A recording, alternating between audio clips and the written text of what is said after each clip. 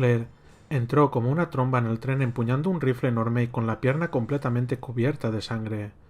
Apenas se detuvo un instante para pulsar el botón de cierre de las puertas antes de continuar corriendo hacia la cabina del conductor. Sherry sabía que estaban metidas en graves problemas, que si lo conseguían iban a ser por los pelos, así que no le hizo perder el tiempo con preguntas inútiles. Se limitó a seguirla, aliviada más allá de lo que jamás se había sentido al ver que Claire estaba viva, pero sin decirlo en voz alta. Está bien, Claire está bien. Y ya nos vamos de aquí. Una pequeña versión de las alarmas y un diminuto equivalente de la voz de los altavoces de fuera resonó en la pequeña cabina. Quedan 2 minutos para la detonación. Claire había dejado caer el rifle de silueta extraña y ya estaba pulsando botones y apretando interruptores, con la atención completamente centrada en la consola de mando.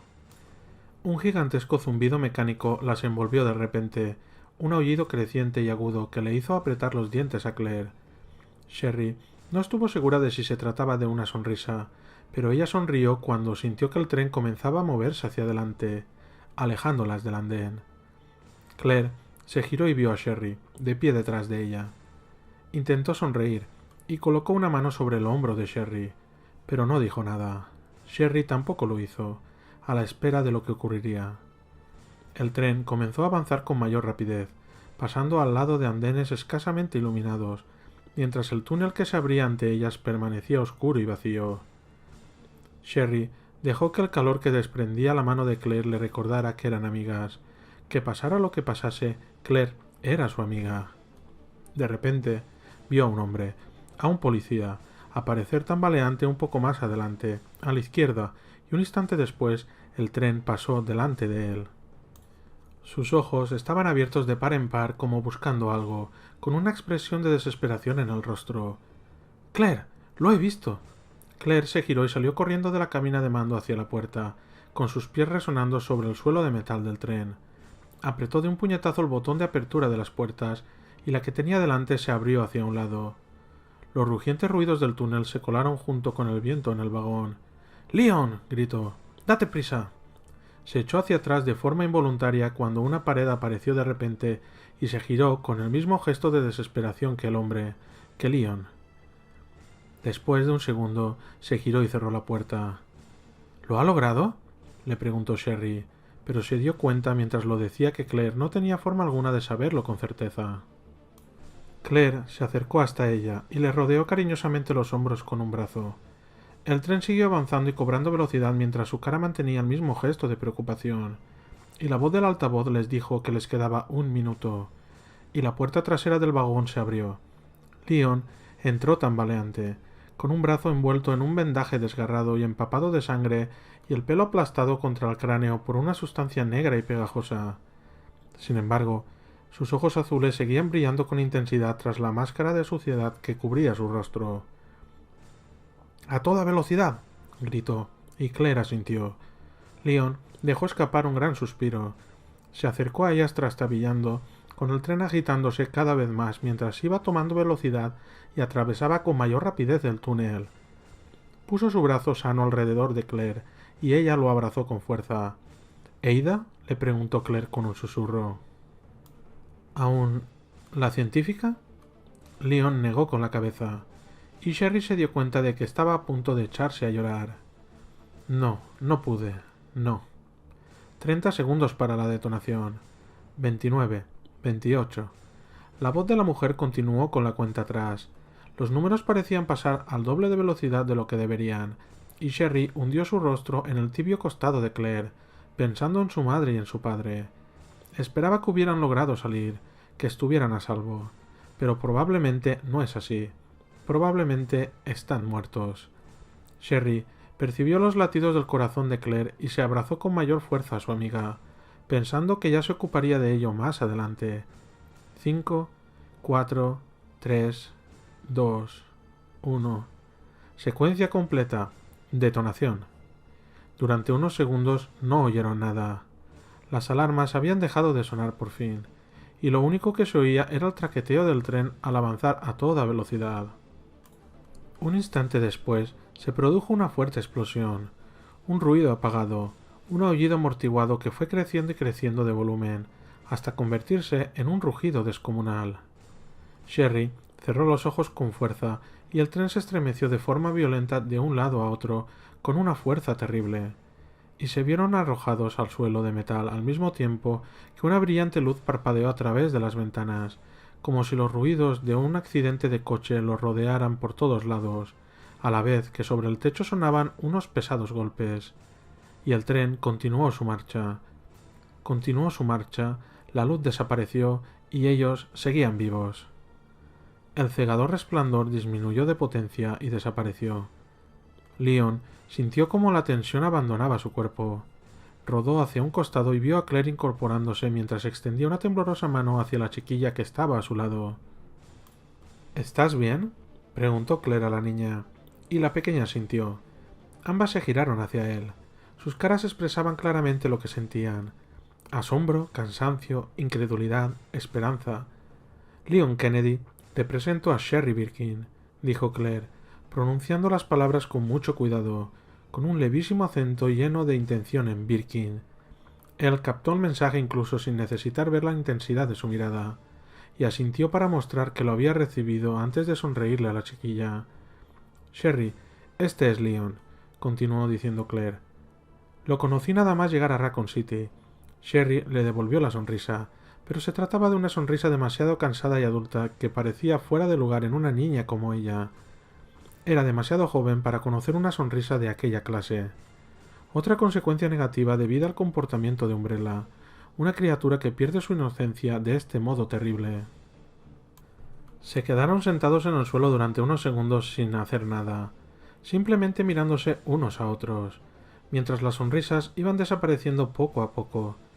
Leon apenas se atrevía a mantener la esperanza de que todo hubiera acabado de verdad, que estuvieran dejando atrás todo aquel horror.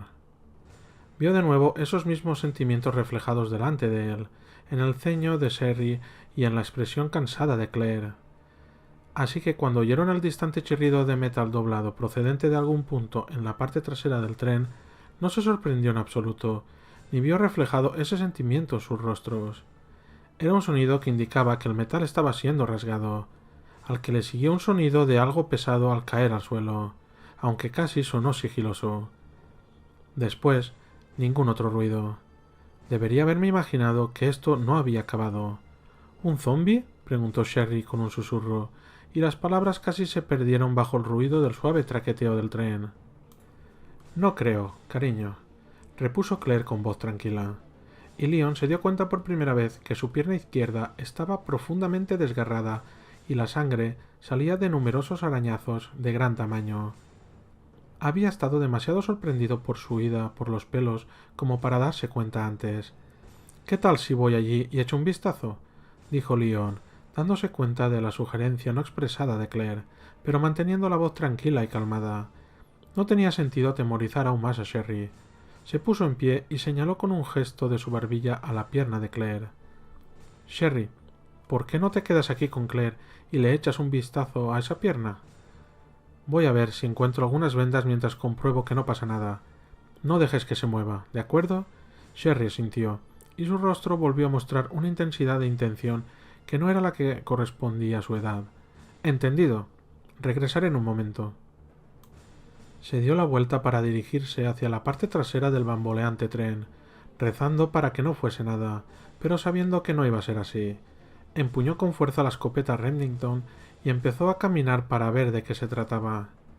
Leon abrió la puerta y los ruidos de la marcha del tren se amplificaron durante un segundo antes de que se cerrara a su espalda. Claire no pudo verlo entrar en el siguiente vagón debido a la posición en que se encontraba tirada en el suelo, y deseó haber estado en la forma física adecuada para acompañarlo. Si había algo más aparte de ellos en el tren, Sherry no estaba a salvo. Ninguno de ellos lo estaba. No pienses de ese modo. Seguro que no es nada. Ya se ha acabado. ¿Cómo se acabó el señor X? ¿Qué debo hacer?, preguntó Sherry, sacando a Claire de aquellos descorazonadores pensamientos. Tengo que ejercer una presión directa, ¿a que sí? Claire asintió con una sonrisa. Exacto, solo que ambas estamos bastante llenas de mugre, y creo que la sangre ya está empezando a coagularse. Esperemos para ver si Leon regresa con algo limpio para tapar la herida. Su voz se apagó poco a poco y sus pensamientos regresaron al señor X. Había algo que la estaba inquietando y no sabía qué era. Estaba un poco mareada por la sangre que había perdido. El virus G. Quería el virus G. ¿Por qué había bajado el señor X al andén del tren de escape? ¿Por qué había intentado entrar en el tren? A no ser que... Claire se esforzó por ponerse en pie, intentando sobreponerse al mareo que sentía y al pulsante dolor de su pierna. No te muevas, le dijo Sherry con una mirada de profunda preocupación en sus ojos. Leon dijo que te quedaras quieta. Quizá podría haber superado sus problemas físicos, pero ver a Sherry en aquel estado, a punto de dejarse llevar por el pánico, fue demasiado para ella. Si a bordo del tren se encontraba alguna criatura producto del virus G, si ese era el motivo por el que el señor X había bajado hasta allí, Leon tendría que enfrentarse a semejante monstruo él solo. No podía dejar sola a Sherry. Si Leon no regresaba, ella tendría que averiguar cómo desenganchar el vagón en el que se encontraban o detener el tren antes de que la criatura pudiera llegar hasta ellos. Claire apartó a un lado aquellos pensamientos y se obligó a sí misma a sonreírle a Sherry. Sí, señora. Solo quería asegurarme de que había podido llegar sin problemas al segundo vagón. Vio como una sensación de alivio recorría la cara de Sherry. Ah, bueno, pues olvídate de eso. Yo soy la que te cuida a ti ahora, y te digo que te estés quieta. Claire asintió con aire ausente, con la esperanza de estar equivocada, de que Leon regresara en cualquier momento. Se escucharon 3 disparos. El tronar de la Remington fue perfectamente audible. Sherry la agarró de la mano cuando otros 2 disparos destrozaron las esperanzas de Claire mientras el tren seguía avanzando a toda velocidad a través de la oscuridad. El segundo vagón estaba despejado. Era el espacio completamente abierto por el que había entrado Leon minutos antes. Todo era acero polvoriento y poco más. Estaba claro que quienquiera que hubiese sido el que había diseñado el vehículo de escape había planeado y previsto que los empleados de Umbrella tendrían que ir apretados como sardinas en lata. Sin embargo, solo vamos nosotros 3 y nuestro polizonte.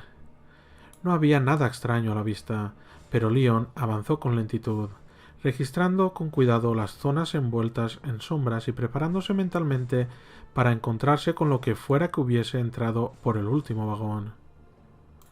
Fuese lo que fuese, no podía ser tan malo como lo que se había encontrado en el almacén de carga y descarga, la cosa Birkin, si realmente se trataba de eso. La idea de que aquella criatura tuviera algo que ver con la joven amiga de Claire era tremendamente inquietante, incluso obscena. Un monstruo y una loca, ambos destruidos, ambos padres de aquella niña. Llegó a la parte trasera del traqueteante y mal iluminado vagón y miró a través del cristal, dejando a un lado todos aquellos pensamientos mientras se esforzaba por distinguir algo en el último vagón. Oscuridad, nada más. Leches. Quizás no había nada que ver, pero no obstante tenía que comprobarlo. Sintió que su corazón comenzaba a bombear nueva adrenalina en la corriente sanguínea y cómo su cansancio desaparecía por momentos. Nada. Seguro que no pasaba nada. Pero tenía una sensación de inquietud. Mala. Lo último. Ya es lo último. Aspiró una gran bocanada de aire y a continuación abrió la puerta. El viento producido por la velocidad del tren lo azotó aullando mientras se agarraba a la barandilla. El ensordecedor traqueteo del tren ahogó el palpitar de su corazón cuando abrió la puerta que daba paso al último vagón y entraba en la oscuridad. Levantó inmediatamente el cañón de su escopeta.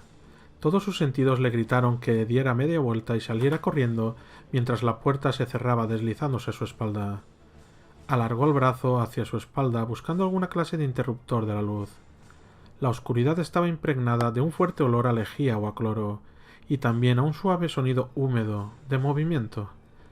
Una única bombilla en el centro del vagón se encendió justo cuando encontró el botón y lo apretó, y por un momento pensó que había perdido la cabeza y se había vuelto loco del todo. Una cosa. Aquella criatura había perdido todo remoto parecido a un ser humano, con excepción del extraño tumor pulsante que tenía a un lado, un orbe que tenía un aspecto muy parecido al de un ojo. Birkin.